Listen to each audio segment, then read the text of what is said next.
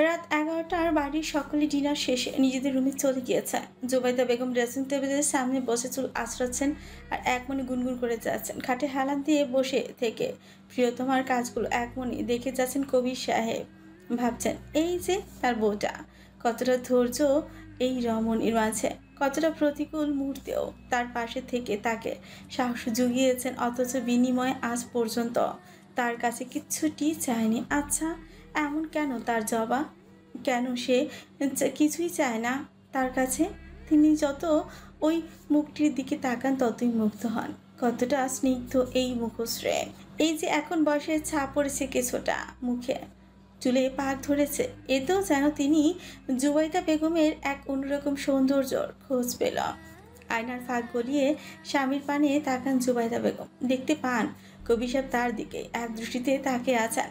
জুবাইদা বেগম একটা মিষ্টি হাসি দিয়ে আয়নার চোখ রেখেই স্বামীকে জিজ্ঞেস করেন, কি জনাব, এভাবে কি দেখছেন শুনি? স্ত্রীর কথায় বিন্দুমাত্র ভরকার না কবি সাহেব। তিনি একটা মুচকি হাসি দিয়ে এগিয়ে আসেন স্ত্রীর কাছে। স্ত্রীর হাত থেকে চিরুনটি নিয়ে নিজে আজরে দিতে লাগলেন সযত্নে। জুবাইদা বেগম এখনও তাকিয়ে আছেন স্বামীর দিকে। 30টা বছর ধরে এই মানুষটার সাথে সংসার, তার স্ত্রী হিসেবে এই মানুষটাকে যে তার বড্ড চেনা। জুবাইদা বেগমের ভাবনার মাঝে কবি সাহেব নরম স্বরে বলেন, আচ্ছা জবা, আমাদের রোদের জন্য তুমি কেমন বউ আনতে চাও? যেমনটা আমার রোদ চাইবে। কবি সাহেব আর কিছু বললেন না। চুল বেঁধে দিয়ে পরম মমতায় স্ত্রীর মাথায় আলতো চুমু খান তিনি। ঠিক এমন সময় দরজায় টোকা পড়ে। কবি সাহেব দরজায় আওয়াজে স্ত্রীর কাছ থেকে সরে এসে বিছানার এক পাশে বসে পড়েন। জুবাইদা বেগম উঠে দরজা খুলে দেন। দরজার ওপাশে রৌদ্রকে দাঁড়িয়ে থাকতে দেখে কিছুটা চমকে ওঠেন তিনি। কেননা ছেলে তার এত রাতে এখানে আসার নয়। তিনি দরজা ছেড়ে ছেলেকে ভিতরে নিতে নিতে কিছুটা ব্যস্ত কণ্ঠে বলতে থাকে, বাবা কিছু লাগবে তোর? হঠাৎ এত রাতে যে? আসলে মা, আমি তোমার আর বাবার সাথে কিছু জরুরি কথা বলতে এসেছি। কবি সাহেব ছেলের এমন কথায় কিছুটা নুড়িচড়ে বসলেন, অতঃপর বললেন, হ্যাঁ বলো, কি কথা বলবে? বাবা, তুমি কি রুহির জন্য ওই ছেলেটাকে কথা দিয়ে ফেলেছো? আকাশের কথা বলছো নাকি? হুম। না, কথা এখনো পাকা করিনি, তবে তারা বলেছে এই সপ্তাহে আসবে রুহিকে দেখতে। সব কিছু ঠিকঠাক থাকলে সেদিন রুহিকে আংটি পরিয়ে যাবেন তারা। তার আর কোনো দরকার নেই আব্বু, তাদেরকে তুমি না বলে দাও, কেননা রুহি অন্য কাউকে পছন্দ করে। ছেলের মুখে এমন কথা শুনে কিছুটা রাগান্বিত স্বরে বলতে থাকে কবি সাহেব, কিসের কথা বলছো তুমি রোদ? রুহির অন্য কাউকে পছন্দ মানে? আমি তো কাল ওকে জিজ্ঞেস করেই এই সম্বন্ধের ব্যাপারে এগিয়েছি। কই, তখন তো ও বলল ওর কাউকে পছন্দ না। কারণ তোমরা ওর মা বাবা, আর একটা মেয়ে কখনোই নিজের মনের কথা নিজের বাবা মাকে খোলাখুলি করে বলতে পারে না। ও হয়তো ভেবেছে তুমি ওর অন্য কাউকে পছন্দ করার বিষয়টা নিয়ে রিয়্যাক্ট করবে, তাই হয়তো বলেনি ভয়ে। এসব কথায় কি রিয়েক্ট করার কথা নয় রোদ। ছেলে এবং স্বামীর এমন বাদ বিতর্কে অসহায় ভূমিকা পালন করছে জুবাইদা বেগম। হয়তো ভাবছেন কাকে কি বলে সামলাবেন। এরই মাঝে কবি সাহেব গম্ভীর কণ্ঠে বলল, কে ছেলেটা? রেহান। রেহান? অবাক কণ্ঠে বলে ওঠেন জুবাইদা বেগম ও কবির সাহেব। কবির সাহেব এবার উত্তেজিত কণ্ঠে বলে ওঠেন, কতদিন ধরে চলছে এসব? আর রেহানের সাথে কিভাবে কি হলো? সেটা আমি ঠিক বলতে পারছি না। তাছাড়া এখন তো সব শুনলেই, মেয়ে যেহেতু অন্য একজনকে পছন্দ করে, সেহেতু এই সম্বন্ধ আর না আগানোই বেটার। নিরস ভঙ্গিতে কাঁধ হচ্ছে কথাগুলো বলে থামে রৌদ্র। কবি সাহেব গুরু গম্ভীর নিশ্চুপ হয়ে বসে রইলেন, অতঃপর বলে উঠেন, ঘরে যাও তুমি এখন, আমি দেখবো পরে বিষয়টা। আপাতত অফ থাকুক সবটা। না আব্বু, রেহানরা কালকে আমাদের বাড়িতে আসতে চাচ্ছে। কালকেই মানে? মগের মুল্লুক নাকি? সবটা বললেই হয়ে গেল? সেটা তুমি জানো। ইয়ার কি করছো আমার সাথে? আজব, তোমার সাথে কি আমার ইয়ার্কির সম্পর্ক নাকি? রেহান যেটা বললো আমি তো তোমায় সেটাই জানালাম। ও বললো বলে তুমি আসতে বলবে নাকি? তার উপর আকাশদেরও না বলা হয়নি। তাছাড়া সবচেয়ে বড় কথা, বাড়ির কাউকে বিষয়টা জানানো হয়নি। এর মধ্যে হুট করে রেহানটা আসলে। কবি সাহেবের কথা শেষ হবার আগে দরজার কাছ থেকে সাব্বির সাহেব হালকা গলা খাকারি দিয়ে বলে ওঠেন, ভাইজানকে বলল আমরা জানি না, রৌদ্র আমাদের সবটা জানিয়েছে। বলেই ভেতরে প্রবেশ করেন তিনি। তার পিছে পিছে বাকি সদস্যরাও ভিতরে প্রবেশ করেন। কবি সাহেবের এরূপ অবস্থায় কিছুটা স্তব্ধ হয়ে থাকেন। পরে নিজেকে ধাতস্থ করে তাদের সকলকে জিজ্ঞেস করেন, চট তোরা জানিস মানে? তোরা রুহি আর রিহানের ব্যাপারটা আগে থেকে জানতিস? না না ভাইজান, আগে থেকে না, আসলে তোমার জানার মাত্র 1 ঘন্টা আগে জেনেছি। চটপট কণ্ঠে বললেন তশরিফ সাহেব। ব্যাপারটা আসলে হয়েছে কি ভাইজান, রৌদ্র তোমার এখানে আসার আগে আমাদের সবটা জানিয়েছে। অত্যন্ত বিনম্র স্বরে বললেন তাইফ এহসান।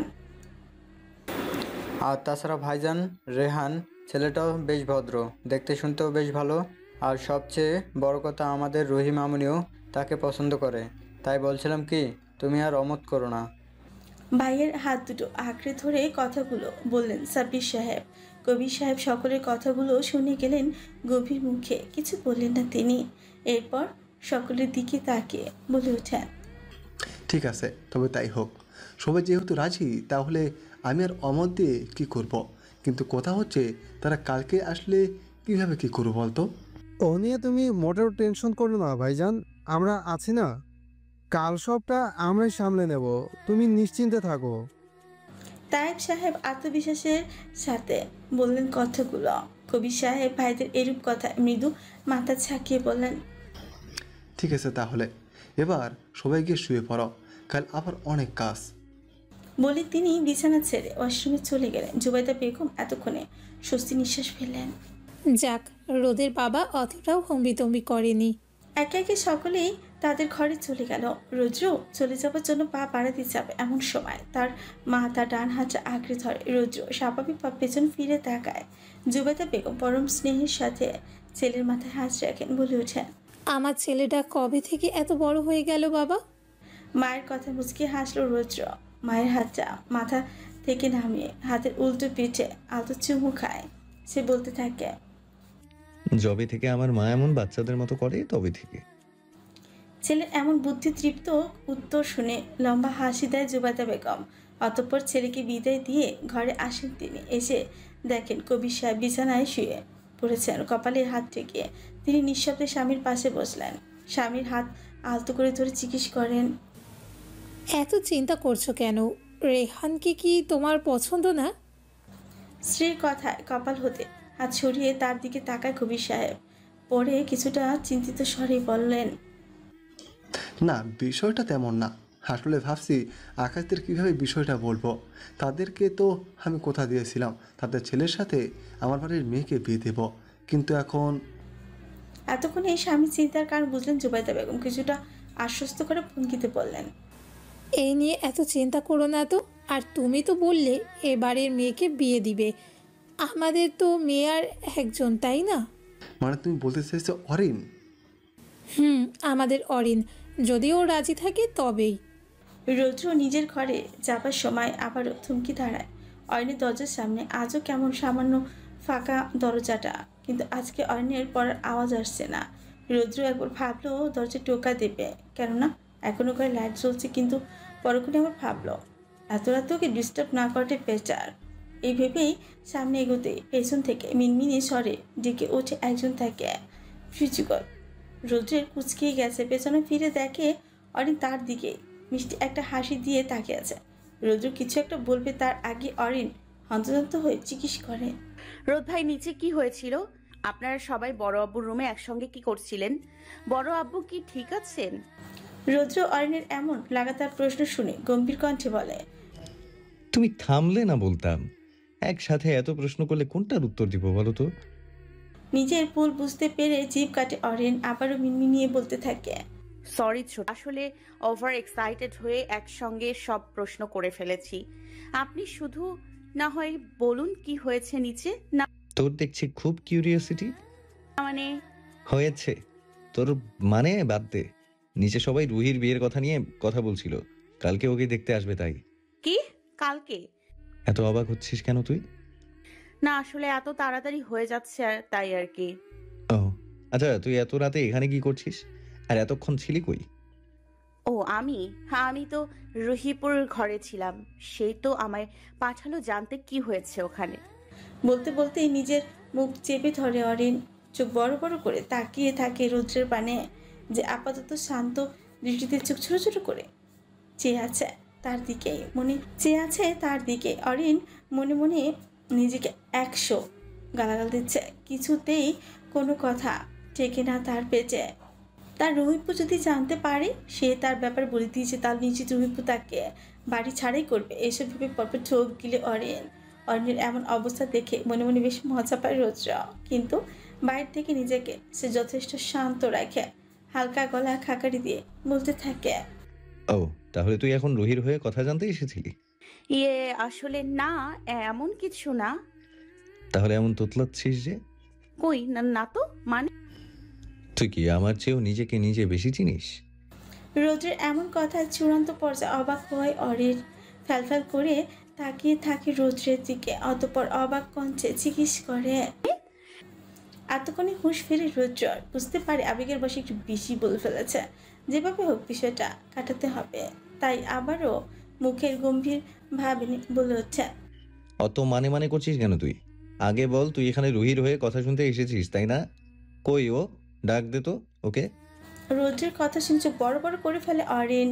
অস্থির কণ্ঠে বলতে থাকে, রোদ ভাই প্লিজ রহিপুকে বলবেন না যে আমি তার কথা বলে দিয়েছি।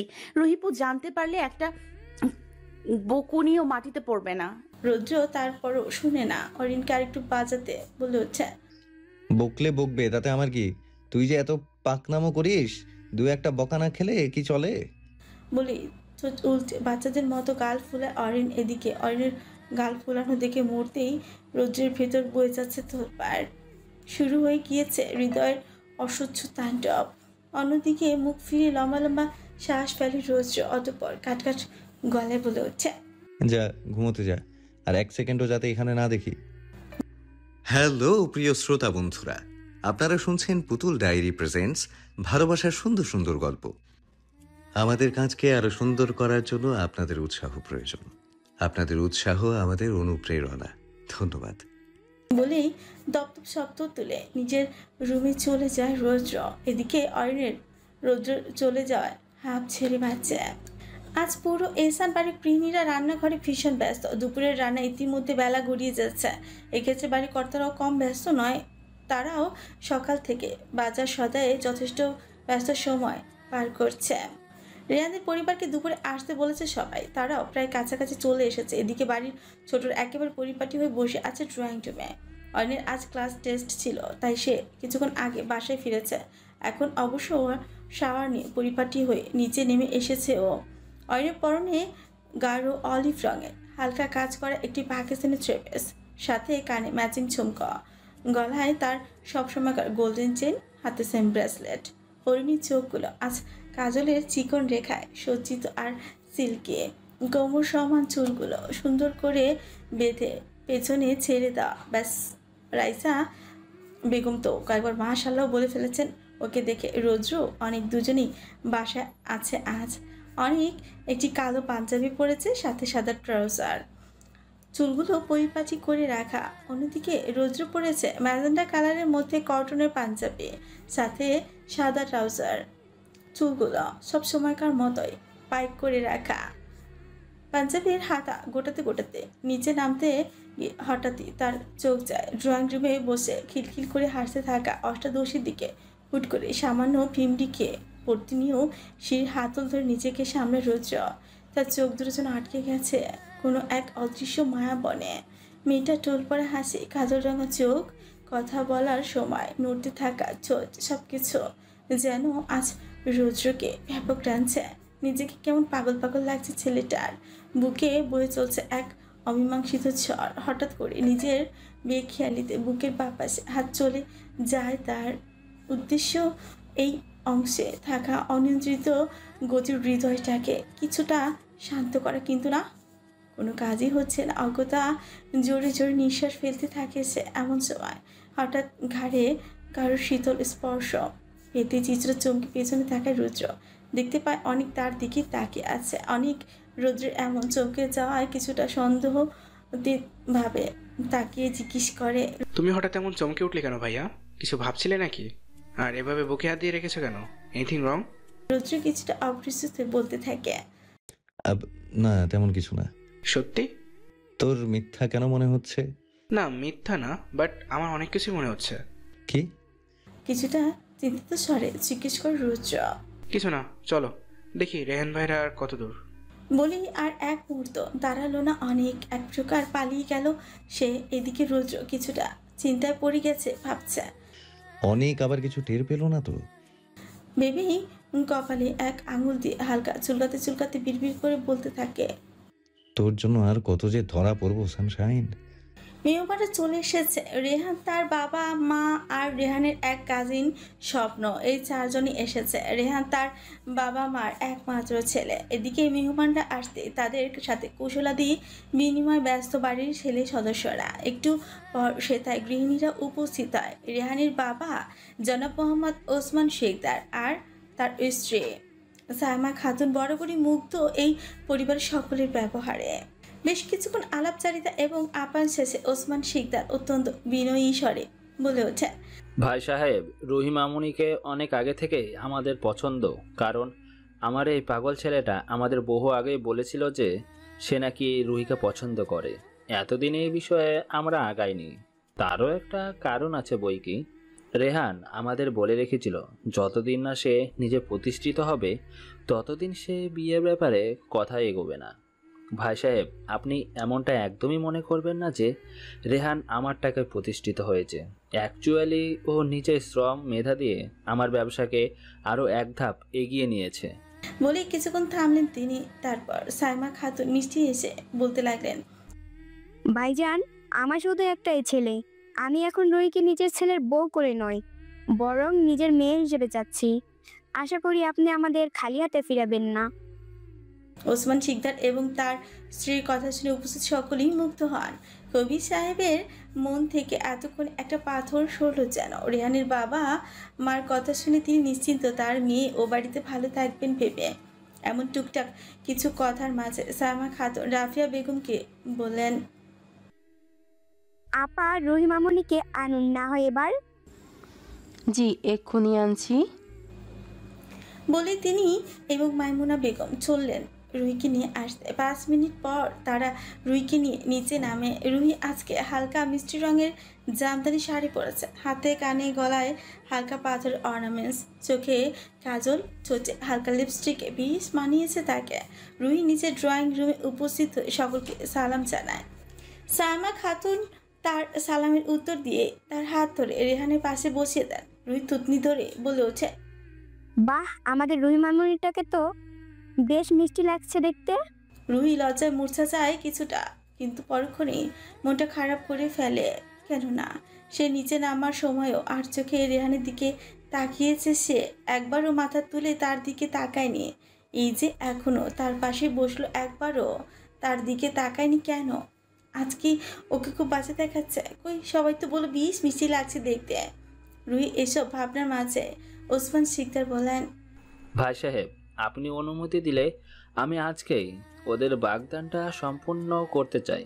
তারপর না হয় বিয়ের ডেটটা ফিক্স করলেন। ওসমান শিকদারের কথা শুনে সকলে খুশি হলেন। কবি সাহেব কিছু একটা ভাবলেন, পরক্ষণে হাসি হাসি মুখ করে বললেন, ভাই সাহেব, আপনার কথা ঠিক আছে, আজ না হয় বাগদান হোক, কিন্তু বিয়েটা আমার অরি মামুনির অ্যাডমিশন টেস্ট শেষ হলে তারপর না হয় হবে। আর আরেকটা কথা, বিয়েটা আমরা আমাদের গ্রামের বাড়ি থেকে দিতে চাচ্ছি।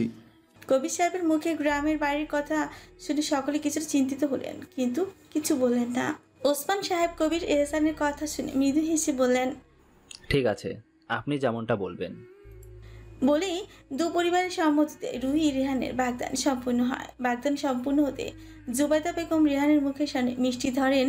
রেহান তা মুখে নিতে হঠাৎ করে জুবাইদা বেগম কিছুটা বিচলিত কণ্ঠে বলে ওঠেন, এ কি রেহান, তোমার গালে এটা কিসের দাগ? মনে হচ্ছে কিছুর সাথে আঘাত পেয়েছো। জুবাইদা বেগমের কথা শেষ হতে সকলের নজর পড়ে রেহানের দিকে। রেহান কি বলবে বুঝতে পারছে না। হঠাৎ তার চোখ যায় রৌদ্রের দিকে, যে এই মুহূর্তে তার দিকেই তাকিয়ে মিটমিট করে হাসছে। রেহান কটমট করে তাকাতে রৌদ্র এগিয়ে এসে রেহানের মুখটা উঁচে বলতে লাগলো, কই দেখি। হ্যাঁ, তাই তো।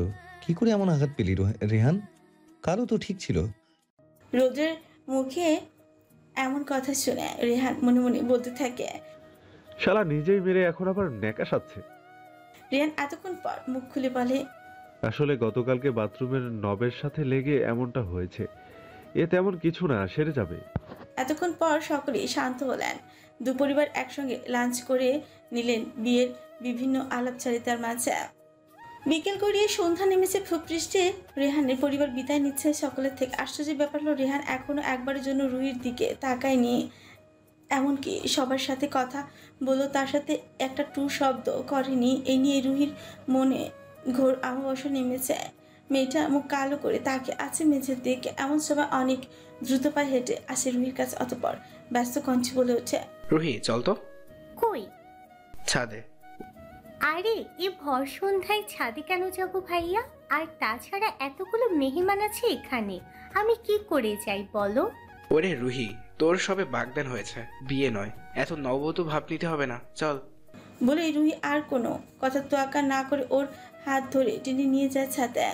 রুহি ছাদে আসতে অনেক হাত ছেড়ে দিয়ে বলে ওঠে, চিলে কোথায় যাবো রে? কেন ওখানে যাব কেন? তোর জন্য গিফট রেখেছি। সত্যি? খুশি হয়ে জিজ্ঞেস করে রুহি। অনিকও পরপর মাথা ঝাঁকায়। রুহি আর কিছু না বলে চলে যায় চিলেকোঠার রুমটিতে। অনিকও দ্রুত সরে আসে সেখান থেকে, নেমে আসে ছাদ থেকে। দুটো সিঁড়ি পার হতেই রৌদ্রের মুখোমুখি পড়ে এসে। অতঃপর রৌদ্রকে দেখেই একটা দাঁত বের করে হাসি দেয় অনেক। রৌদ্র কিছু না বলে চলে যায় সেখান থেকে। সে বেশ ভালো করেই জানে চিলেকোঠায় কি আছে। রুহি চিলেকোঠার রুমে প্রবেশ করতে তার চক্ষু ছানাবড়া হয়ে যায়। তাকিয়ে দেখে রেহান তার দিকে ছোট কামড়ে তাকে আছে, দুহাত বুকে গুজে। রেহানকে এই মুহূর্তে এখানে এইভাবে দেখে শুকনো ঠোক গিলে রুহিয়ে পেছন ফিরে যেই না রুম থেকে বের হতেই নিবে অমনি তার শাড়ির আঁচলে টান পড়ে। রুহি চমকে উঠে হাত দিয়ে আঁচলটি ছাড়বার বৃথা চেষ্টা করতে থাকে। অতঃপর ব্যর্থ হয়ে করুণ স্বরে বলে, ছেড়ে দিন না, কেউ এসে যদি দেখে কি ভাববে বলুন তো? রুহির এমন কথায় মুচকি হাসলো রেহান। দুষ্টু কঞ্চে বলতে লাগলো, কেউ আসবে না ডিস্টার্ব করতে শ্যামাবতী।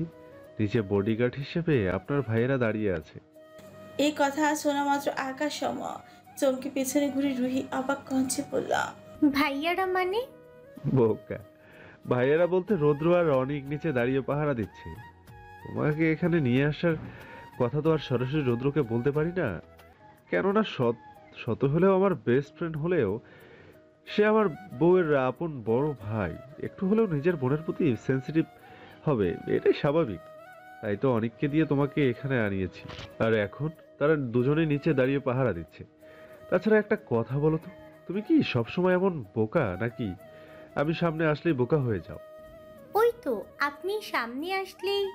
বলেই গিয়ে দু হাত দিয়ে নিজের মুখ চেপে ধরে রুহি মনে মনে ভাবে, ইস, ঘড়ির ঘড়ি কি কথাটাই নিয়ে মুখ ফসকে বেরিয়ে গেল। ছি, কি ভাবছেন উনি?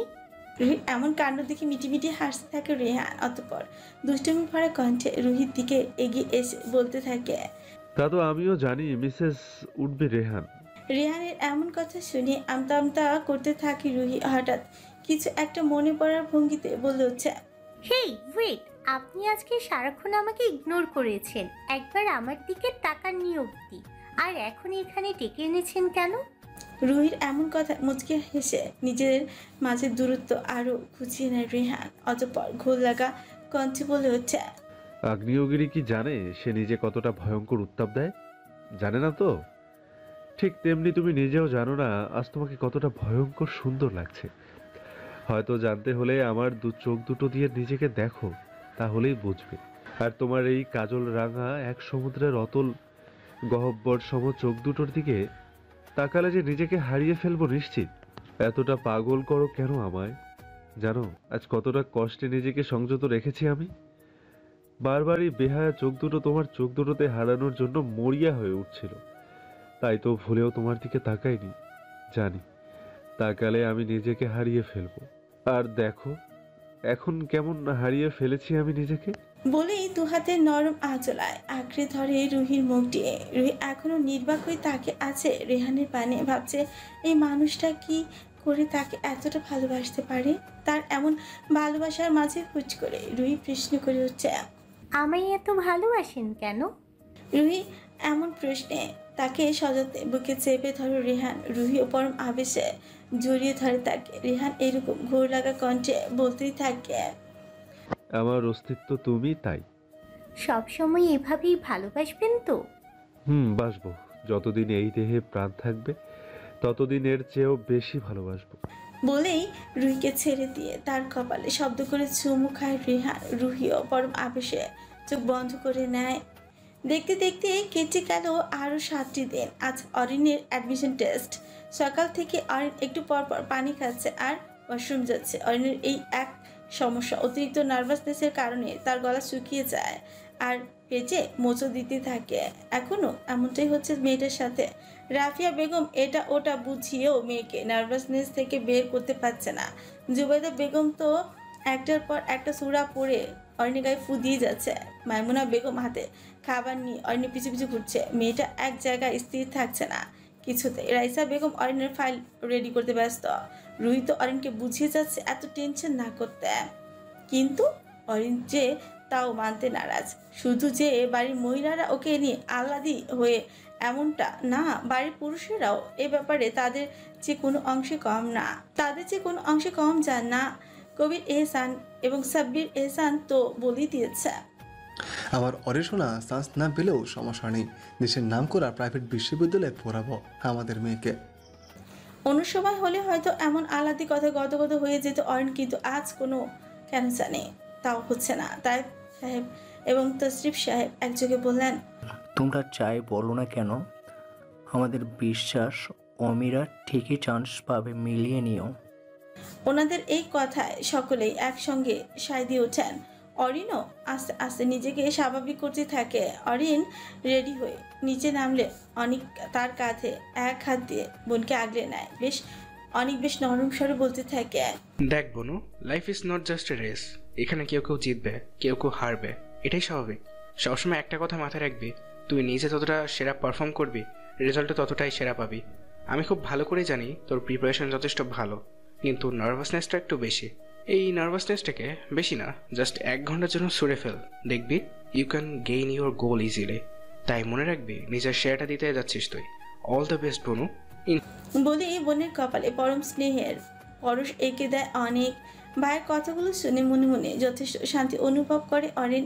তাই নিজেকে কনফিডেন্ট করে বের হয় বাসা থেকে।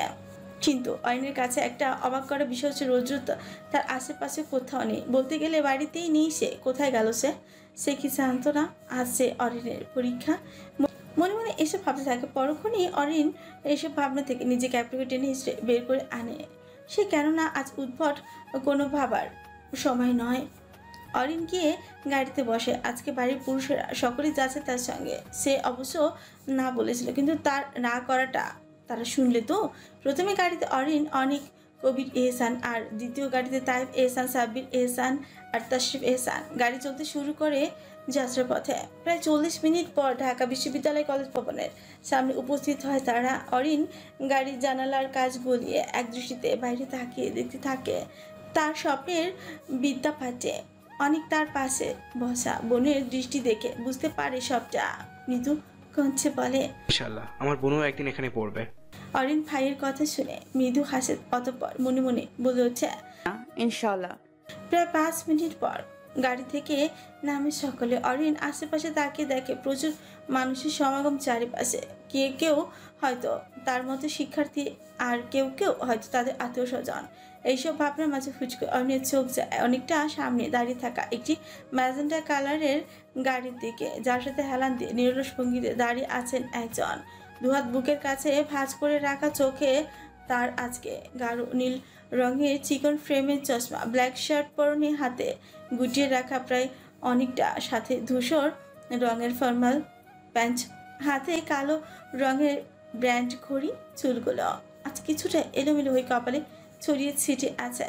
এতেও যেন বেশ লাগছে দেখতে। মনে হচ্ছে এই চুলগুলো যেন মানুষটার গেটআপের সাথে তাল মিলিয়ে মানানসই সাজে সজ্জিত হয়েছে। প্রায় মিনিট 2 পরে রৌদ্রকে ভালো মতো অবলোকন করে তার কাছে ছুটে আসে অরিন। এদিকে বাড়ির সকলে অরিনের এভাবে যাওয়া দেখে সামনে তাকাতেই রৌদ্রকে চোখে পড়ে তাদের। অরিন এক দৌড়ে চলে আসে রৌদ্রের সামনে। এসে হাঁটুতে 2 হাত ভর করে কিছুটা হাঁপাতে থাকে। অরিনকে দেখে চোখ থেকে চশমাটা খুলে হাতে নেয় রৌদ্র। পরে গাড়ি থেকে পানির বোতল নিয়ে অরিনের সামনে ধরে। অরিনও নিজেকে স্বাভাবিক করে পানি খেয়ে নেয়। পানি খাওয়া শেষে হতে অরিন চটপট কণ্ঠে বলতে থাকে, রোদ ভাই, আপনি বাসায় ছিলেন না কেন? আর এখানে এভাবে দাঁড়িয়ে আছেন যে? আপনি কি আমার আসার অপেক্ষা করছিলেন? অরিনের এমন প্রশ্নে স্মিত হাসি রৌদ্র বলে, তোর জন্যই অপেক্ষা করছিলাম। আর সকালে একটা কাজ ছিল তাই বাড়িতে ছিলাম না। হয়েছে প্রশ্ন করা, নাকি আরো কিছু জিজ্ঞেস করা বাকি আছে তোর?